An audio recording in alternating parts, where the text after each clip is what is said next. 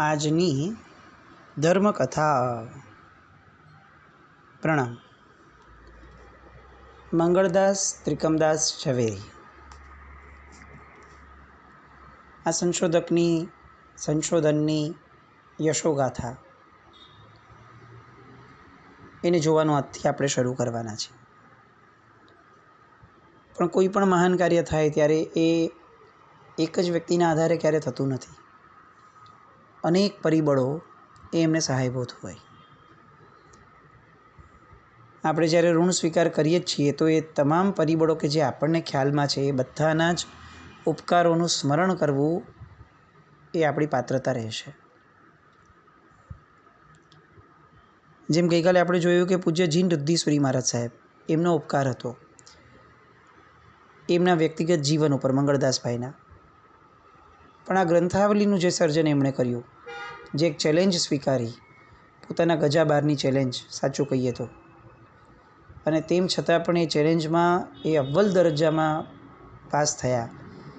એમાં મુખ્ય કારણ કોઈ એક મહાપુરુષની બહુ જ મોટી સહાય, તો એ હતા ઇતિહાસ પ્રેમી એવા અનુયોગાચાર્ય, એ સમયના પન્યાસી શ્રી પ્રીતિ વિજયજી ગણીવર. એમણે ઘણી બધી ચર્ચાઓ કરી, ઘણી રીતે એમને સમજાવ્યું. એ સમયના અનેક આચાર્ય ભગવંતો પાસે મંગળદાસભાઈ ગયા કે સાહેબ, મેં આવી રીતે આ ચેલેન્જને ઝીલી લીધી છે, હવે શું કરવું? અને ભાગ્યયોગ પણ સારો કે તમામ આચાર્ય ભગવંતોએ એમને જબરદસ્ત સહાય આપી, પ્રેરણા આપી, આશીર્વાદ આપ્યા અને બનતી બધી જ સહાયો કરવા માટેની તૈયારી પણ બતાવી. એ યુગ ખરેખર ધન્યવાદને પાત્ર ગણાય કે જ્યારે તમામ નેતૃત્વ કરતા વ્યક્તિઓ માટે ઇતિહાસ એક બહુ જ મહત્ત્વની ઘટના હતી. અને એટલે જ ઇતિહાસનું સંશોધન કરનાર વ્યક્તિને પૂર્ણ સહયોગ આપવા માટેની તૈયારી એમણે બતાવી. આ પુસ્તકમાં સૌથી વધારે, આમ જોવા જઈએ તો આ પુસ્તકનો આધાર લગભગ 62 જેટલા મોટા ગ્રંથો છે, જેમાં જૈન આગમો, જૈન શાસ્ત્રો, દિગંબર શાસ્ત્રો પણ શ્વેતાંબરની સાથેના, અને વેદો અને પુરાણોમાંથી પણ કેટલીક વાતો અને બૌદ્ધ દર્શનના કેટલાક આધારો, એ બધાને લઈ અને આ આખું ગ્રંથ એમણે રચના કરી હતી. એમાં કલ્યાણ વિજયજી વિરચિત વીર નિર્વાણ સંવત ઓર જૈન કાળગણના નામનું એક પુસ્તક, એ એનો એક બહુ મોટો આધાર થયો. પન્યાસશ્રી કલ્યાણ વિજયજી મહારાજ સાહેબ, એમણે પણ ઘણા બધા રેફરન્સીસ આપ્યા. એ ઉપરાંત પ્રખર વક્તા વિદ્યા વિજયજી મહારાજ, મુનિરાજ જ્ઞાન સુંદરજી, મુનિરાજ દર્શન વિજયજી ત્રિપુટી મહારાજ, એ સાક્ષરવર્ય પુણ્ય વિજયજી મહારાજ સાહેબ અને પૂજ્ય ગુલાબ મુનિ વિજયજી મહારાજ સાહેબ, કે જે જીન રુદ્ધીશ્વરી મહારાજ સાહેબના શિષ્ય હતા.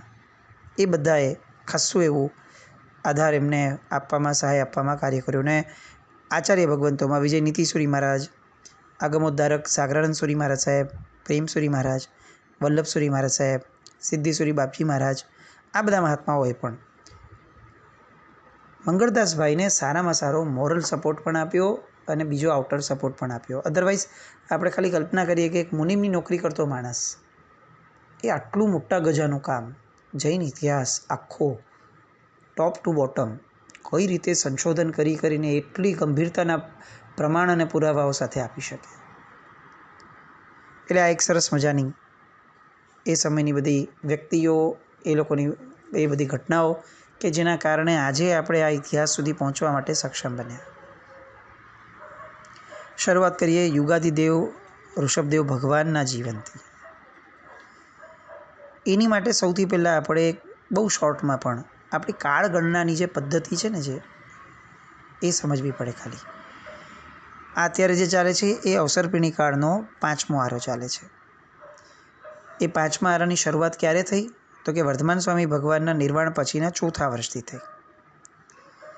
અત્યારે જે સનાતન ધર્મવાળા જેને કલિયુગ કહે છે, એ આ 5મો આરો. એની પહેલાં 4 આરાઓ પસાર થયા. 4 આરાના નામ શું હોય?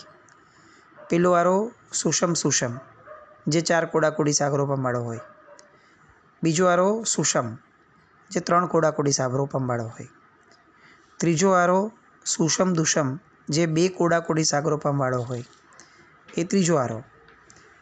હવે આ 3 આરામાં એ સમયે લોકો જે થતા એ કેવા હતા, તો કે યુગલિક નામની એક પ્રજાતિ હોય એ થતી. આપણા બધામાંથી લગભગ લોકોએ આ સાંભળેલું છે, પણ તેમ છતાં પણ આપણે ઋષભદેવ ભગવાન સુધી પહોંચવું છે, એટલે જે પણ નાની નાની સ્પષ્ટતાઓ બોધ એ આપણે લેતા થઈએ તો આપણને એ બાબતમાં વિશેષપણે ક્લેરિટી, સ્પષ્ટતાઓ મળે. આ 3 આરામાં યુગલિક તરીકે એક પુરુષ અને એક સ્ત્રી એવી રીતે સાથે જન્મે. એ બંને વચ્ચે દંપતીનો સંબંધ થાય, પણ સંસાર સુખ ભોગવવામાં બહુ અલ્પકષાયવાળા હોય, એટલે યુગલિકો મરીને નિયમમાં કમ્પલસરી દેવલોકમાં જ જાય. હવે આ આરાના અંતિમ કાળ સુધીમાં, એટલે કે 3જા આરાના અંતિમ કાળ સુધીમાં 10 પ્રકારના કલ્પો વૃક્ષો એ લોકોને મનોવાંછિત ફળ આપનારા થાય. એટલે કેવું કે આ યુગલિકો જે છે એ લોકોને કોઈ જ કાર્ય કરવાની જરૂર ના પડતી. જમવાનું, કપડાં પહેરવાના, બીજું જે પણ એમને મનમાં ભાવ થાય એમણે ફક્ત ને ફક્ત એ જરૂરિયાતને કલ્પવૃક્ષની સામે કહેવાનું અને કલ્પવૃક્ષ એ જરૂરિયાતો પૂરી કરી આપે. આ એ સમયનો કાળ અને એની આ સ્પેશિયાલિટી. એ સમયની પૃથ્વીની પોતાની સ્ટ્રક્ચર, પૃથ્વીનું સ્ટ્રક્ચર એ રજ શર્કરા તુલ્ય એટલે મીઠું હતું. પૃથ્વી જ મીઠી હોય. આજે આપણે ધૂળ વગેરે જે દેખાય છે એ 3જા આરામાં એવું ન હોય. ત્યારે ધૂળ સાકર જેવી મીઠી હોય અને નદીનું જે પાણી હોય એ અમૃત જેવું મીઠું હોય. આ 3જા આરાની સ્પેશિયાલિટી.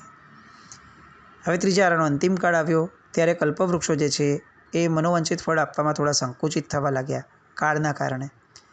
એના કારણે યુગલિયાઓ જે હતા એ લોકોમાં આપસમાં ખેંચતાણ થવા લાગી, ઝઘડો થયો.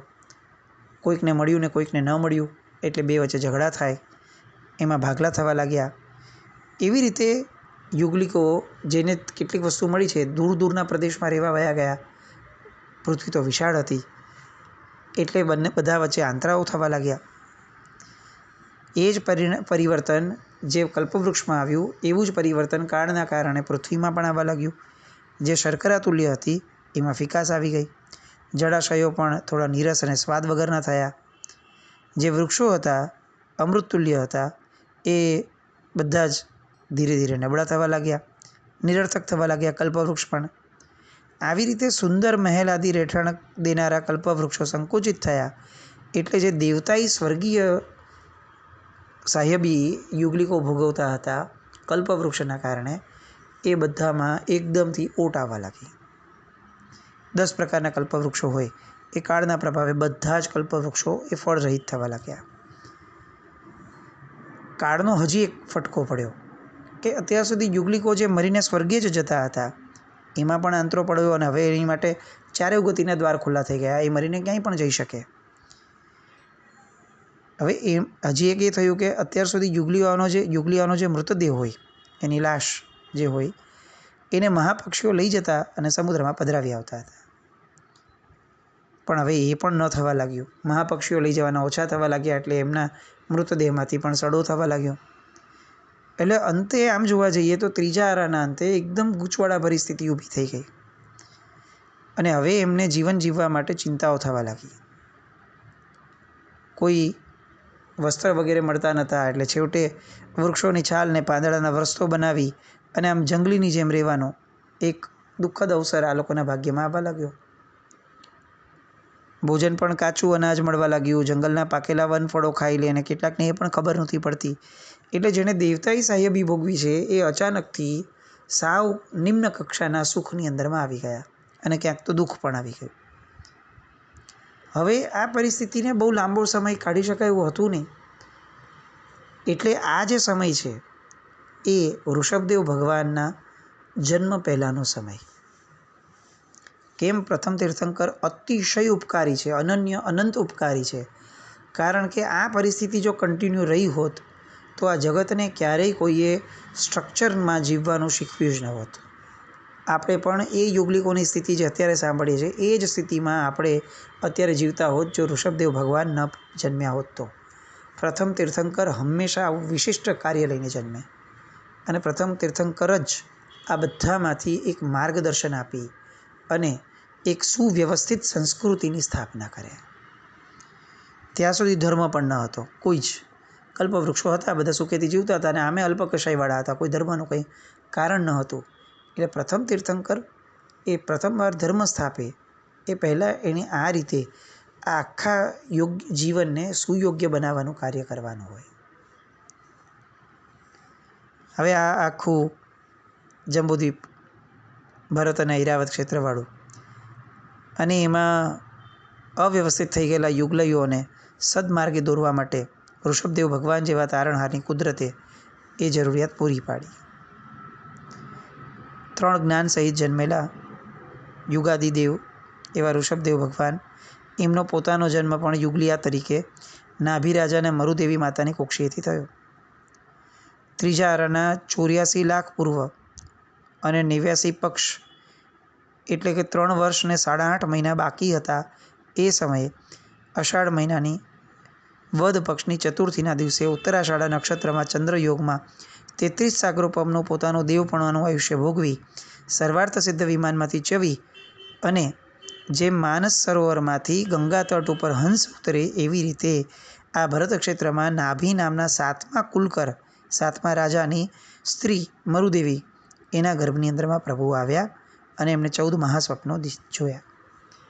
9 માસ અને 8.5 દિવસ વ્યતીત થયા. એ પછી ચૈત્ર મહિનાના કૃષ્ણ પક્ષની અષ્ટમીના દિવસે અર્ધરાત્રિએ સર્વગ્રહો જ્યારે ઉચ્ચ સ્થાને આવ્યા ત્યારે ઉત્તરાષાઢા નક્ષત્રમાં મરુદેવીની કુક્ષીથી યુગલધર્મી પુત્રપણે ભારતના આ આખા ભારત એટલે ભરત ક્ષેત્રના પ્રથમ તારણહાર એવા યુગલિયા તરીકે એમનો જન્મ થયો. જન્મોત્સવ દેવદેવીઓ વગેરે કર્યો એ આપણને બધું ખ્યાલમાં છે મેરુ ઉપર લઈ જઈને. હવે આ કાળમાં પ્રથમ યુગલીઓની વ્યવસ્થા માટે 7 કુલકરોની નિમણૂક રાજા તરીકે થઈ હતી, જેને અત્યાર સુધીમાં કુલકર તરીકે કહેવામાં આવતા. ઋષભદેવ ભગવાન 8 વર્ષના થયા ત્યારે સુકાયેલા તાડ વૃક્ષનું એક ફળ પવનના યોગે પડ્યું અને બાળકપણાને યોગ્ય પરસ્પર જે ક્રીડા કરતું હતું એવું યુગલ્યું એનું જોડું જે છે એમાંથી પુરુષનું અપમૃત્યુ થયું, એના માથે પડ્યું. એટલે આ પહેલી વાર કોઈ એક્સિડેન્ટલ ડેથ થયું આ કાળની અંદરમાં, અપમૃત્યુ કહેવી શકાય એવું. હવે અલ્પકષાયના લીધે એ તો સ્વર્ગમાં ગયો, પણ એની સાથેની જે પત્ની છે એનું શું? એટલે હવે જે બાળિકા હતી સુનંદા, એને એના માતા પિતાને ત્યાં મૂકવામાં આવી, ત્યાં થોડો ટાઈમે ઉછરી, પણ યુગલીઓમાં એવો રિવાજ હતો કે પોતાના જીવનના અંતિમ કાળમાં આ યુગલિયાઓ યુગલિક બાળકને જન્મ આપી એ બાળકો અમુક સમયે ઉંમરલાયક થાય એટલે એમના જન્મદાતા મા બાપ જે હોય એ એક દિવસે કોઈ પણ જાતના રોગ વ્યાધિ રહિત સમાધિપૂર્વક મૃત્યુ પામીને સ્વર્ગે વયા જાય. હવે આ બાલિકાનું શું કરવું? બધા મૂંઝાયા.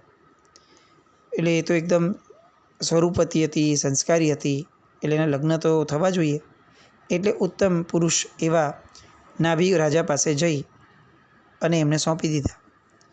નાભી રાજાએ ઋષભદેવના ધર્મપત્ની તરીકે આ બાળિકાનો સ્વીકાર કર્યો અને આ જગતની અંદરમાં સૌ પ્રથમવાર લગ્ન નામની એક સંસ્થા શરૂ થઈ. કારણ કે યુગલિયાઓ તો જોડે જ જન્મતા હતા એટલે લગ્ન કરવાનો કોઈ પ્રશ્ન આવતો નહોતો. આ સૌ પ્રથમ લગ્ન એ સમયે સ્વર્ગમાંથી ઇન્દ્ર, સૌધર્મેન્દ્ર એ બ્રાહ્મણ સ્વરૂપે આવે અને ઋષભદેવ ભગવાનને વિનંતી કરે કે પ્રભુ તમારે હજી 30 લાખ પૂર્વ સુધી કર્મોને દ્રઢપણે ભોગવવાના છે, જેમાં આ અવ્યવસ્થિત જે આ ભાઈ બહેન હતા એમાંના લગ્નની પ્રથા શરૂ કરવા માટે તમારે આ બાળિકા સાથે પ્રભુ લગ્ન કરવા પડશે. આપ સુખેથી લગ્ન કરી સુનંદા અને સુમંગલાના સ્વામી બનો. અને એ પ્રમાણે જે વિનંતી કરી એ વિનંતીને ઋષભદેવ ભગવાન માન્ય કરે છે અને એ હર્ષપૂર્વક દેવતાઈ વૈભવશાળી રાસ રસાલા સાથે અને લગ્ન થાય છે. એ સમયે દેવતાઓ 2 પક્ષમાં વહેંચાઈ ગયા હતા, એક વરપક્ષ અને એક કન્યા પક્ષ. એ સમયે ગીતો અને ફટાણા પણ ગવાયા હતા ઇન્દ્રાણી આદિ દેવીઓ દ્વારા. અત્યારે જે પણ લગ્ન પ્રસંગ દેખાય છે એ પ્રસંગની બધી જ પ્રથાઓ એ સમયે ઇન્દ્ર મહારાજાએ ઋષભદેવ ભગવાનના લગ્ન દ્વારા શરૂ કરાવી હતી. હવે જેમ જેમ સમય થતો ગયો એમ કોલાહલ વધતો ગયો. યુગલિયાઓ અસમંજસમાં આવવા લાગ્યા. એટલે બધાએ એમ કહેવા લાગ્યું કે સ્વામી તમે અમારા રાજા બનો, કારણ કે અમારામાં બીજું તો કોઈ જ્ઞાની દેખાતું નથી, ફક્ત ઝઘડા અને કલહ જ વધતો જાય છે. એટલે ઋષભદેવ ભગવાને કીધું કે હું એમ રાજા ન બની શકું. તમે ઉત્તમ એવા નાભિકુલકર પાસે જાઓ, તમે એમને પ્રાર્થના કરો, એ તમને રાજા આપશે, મારું કામ ન હતું. આ બધી વસ્તુઓ છે ને છણાવટ સાથે ખાસ જોવા જેવી ને સમજવા જેવી છે. ઋષભદેવ ભગવાન એ સમયે ભલે ભગવાન નહોતા થયા, એમના સંસારી અવસ્થામાં હતા, દીક્ષા નહોતી લીધી હજી, પણ જન્મથી 3 જ્ઞાનના ધણી છે. એટલે અવધિ જ્ઞાન લઈને જન્મ્યા છે. એમને ખ્યાલમાં જ હોય ચોક્કસપણે, અગર એ ઉપયોગ મૂકે તો, કે પોતે રાજા થવાના જ છે. અને લોકોએ એ જ માંગણી કરી હતી કે પ્રભુ તમે રાજા થાઓ મારા. પણ તેમ છતાં વિનય જુઓ કે અત્યારે તમારા રાજા કોણ છે? નાભિકુલકર છે ને, તો તમે એમની પાસે જઈને માંગણી કરો, અમારી પાસે માંગણી કેવી રીતે કરી શકાય? આ પરમાત્માનું ઔચિત્ય જુઓ. પરમાત્મા છે પોતે, અને તેમ છતાં પણ સિસ્ટમેટિક કેટલા છે, પોતે કેટલા બધા એક તંત્રની અંદર ગોઠવાયેલા છે. આપણે જ્યારે કોઈ તંત્રની બહાર જવાનો પ્રયત્ન કરીએ ને, કોઈ લાઇનમાં ઊભા હોઈએ અને આગળ જવાનો પ્રયત્ન કરીએ, દરેક જગ્યાએ એમ વિચારીએ કે ભાઈ આપણને કયો રૂલ નડે છે, આપણને કયું શાસનતંત્ર નડે, આપણે તો ન આરટીઓ ન ઇન્કમટેક્સ કંઈ નહીં, આપણે આપણી રીતે બધો રસ્તો કાઢવા લાગવીએ. આવું બધું કરવા સમયે આ દ્રષ્ટાંત યાદ કરવા જેવું છે. ઋષભદેવ ભગવાન સ્વયં જે નિશ્ચિત ભવિતવ્યતા છે રાજા બનવાની, તે જાણતા હોવા છતાં પોતે પેલા તંત્રમાં આવ્યા અને યુગલિયાઓને કહે છે કે તમે નાભિકુલકર પાસે માંગણી કરો, એ તમને રાજા આપશે, હું શું કરી શકું આમાં? એટલે આ લોકો બધા ગયા અને વિનંતી કરી. નાભી રાજાએ ઋષભજીને રાજા થવા માટે આજ્ઞા આપી અને બધા જ રાજ્યાભિષેક કરવા માટે જળ લેવા માટે નદી તરફ ગયા. એ જેવા ગયા એવું તરત અહીંયા સ્વર્ગમાં ઇન્દ્રનું સિંહાસન કંપ્યું. આપણને એવું જ ખ્યાલમાં છે કે જન્મ અને કલ્યાણકોના સમયે કદાચ કંપતું હશે, ચેવનને જન્મ સમયે. એવું નથી. આ પૃથ્વીનો રાજા ઇન્દ્ર, માલિક. હવે માલિક કરતાં વધુ પુણ્યશાળી વ્યક્તિ જ્યારે આવે અને એના જ્યારે કોઈક વિશેષ પ્રસંગો થાય ત્યારે એ માલિકનું સિંહાસન કંપાયમાન થાય જ. કેમ? કારણ કે પોતાના કરતાં વધુ પુણ્યશાળી વ્યક્તિ છે એ જ્યારે પોતે અહીંયા સક્ષમ બનીને, જીવંત બનીને અત્યારે જીવી રહ્યા હોય, એવા સમયે પેલું સિંહાસન પણ વિચારે કે આ તો ઓછો પુણ્યશાળી છે, એટલે સિંહાસન પોતે ચલાયમાન થાય. પુણ્યની બધી યશોગાથાઓ છે આ. એટલે ઇન્દ્ર તરત આવ્યા અને એમણે સુવર્ણની વેદિકા બનાવી, અતિ પાંડુકબલા શિલા કે જેની ઉપર બધા તીર્થંકરો બિરાજમાન થાય છે, એની ઉપર સિંહાસન રચ્યું. પૂર્વ દિશાના અધિપતિ તરીકે સ્વસ્તિક વાચક ગોરની જેમ પોતે તીર્થજળથી પાણી લઈ આવ્યા હતા, એ તીર્થજળથી એમનો રાજ્યાભિષેક કર્યો અને નિર્મળપણાથી ચંદ્રના જેવા સુંદર એવા દિવ્ય તેજોમય વસ્ત્રો ઋષભદેવજી ભગવાનને ધારણ કરાવ્યા. 3 જગતના મુગટરૂપ એવા પરમાત્માના અંગ ઉપર મુગટ વગેરે રત્નાલંકાર પણ યોગ્ય સ્થાને પહેરાવ્યા. હવે આ બધું થઈ ગયું અને ત્યાં પેલા યુગલિયાઓ પાણી લઈને આવ્યા. કોઈએ એમને ઇન્સ્ટ્રક્શન નહોતા આપ્યા એ સમયે કે આ રીતે કરજો, આ રીતે કરજો, કંઈ જ નહીં. જે પ્રજાને રીતસર કોઈ જ સમજણ ન હતી, આ એ પ્રજાની વાત ચાલે છે કે એ પ્રજાએ સામાન્યથી જોયું કે આ તો દિવ્ય વસ્ત્રને અલંકારથી તો વિભૂષિત થઈ ગયા છે, તો હવે એમના મસ્તક ઉપર કેવી રીતે જળ મુકાય? અને એમ વિચારીને એ લોકોએ એમના ચરણ ઉપર જળ ક્ષેપાવ્યું. કોણે? જે વ્યક્તિઓ માટે આપણે અત્યારે એમ સમજીએ છીએ કે જેમનામાં કોઈ જ કરતાં કોઈ સંસ્કૃતિ, કોઈ કલ્ચર, કોઈ જાતની કોઈ જ સમજણ ન હતી, એ વ્યક્તિઓમાં પણ આ સમજણ હતી કે જે વ્યવસ્થિત સરસ તૈયાર થઈને બેઠા છે, એને આપણાથી કેવી રીતે ઉપર અભિષેક કરાય? આજે આપણે ભક્ત ધર્મિષ્ઠ વ્યક્તિઓ ક્યાંક ને ક્યાંક વિનયમાં ઊણા ઉતરીએ છીએ કે નહીં, એ આપણે ચકાસવું જોઈએ. જડભરી સંપુટ પત્રમાં બોલતી વખતે એ શબ્દો નથી, એ પોપટ, અને એ શબ્દો પણ નથી ને આપણે પોપટ પણ નથી કે આપણે એને ફક્ત બોલીએ રાખીએ. એમાં ઊંડા ઉતરવું બહુ આવશ્યક છે. અને એક વાતો એના પરથી આપણે સમજીએ કે જો એ વિનય થઈ શક્યા હતા તો આપણો તો પાયો જ વિનય છે. વિનય વિના વિદ્યા નહીં. તો એ વિનયનો લોપ કરીને આપણે કઈ વિદ્યા અને કયો ધર્મ, કયું સમ્યક્ત્વ મેળવશું? એટલે અહીંયા વિનયથી યુક્ત એવા યુગલિયાઓ એને વિનિતા નગરીની ભેટ આપી ઇન્દ્ર મહારાજાએ. 12 યોજન એટલે કે 48 ગાંવના 9 યોજનના વિસ્તારવાળી 36 ગાંવના ઘેરાવાવાળી એક નગરી, જેનું નામ અયોધ્યા. નગરીની બહાર સૂરજકુંડ નામનો કુંડ બંધાવડાવ્યો. અને આ રીતે એક આખી સંરચના થઈ. આજે આપણે શત્રુંજય ઉપર સૂરજકુંડ જોઈએ છે. આ સૂરજકુંડ નામ કેમ પડ્યું એનું કારણ આ ઋષભદેવ ભગવાનની નગરીની બહાર સૂરજકુંડ હતો.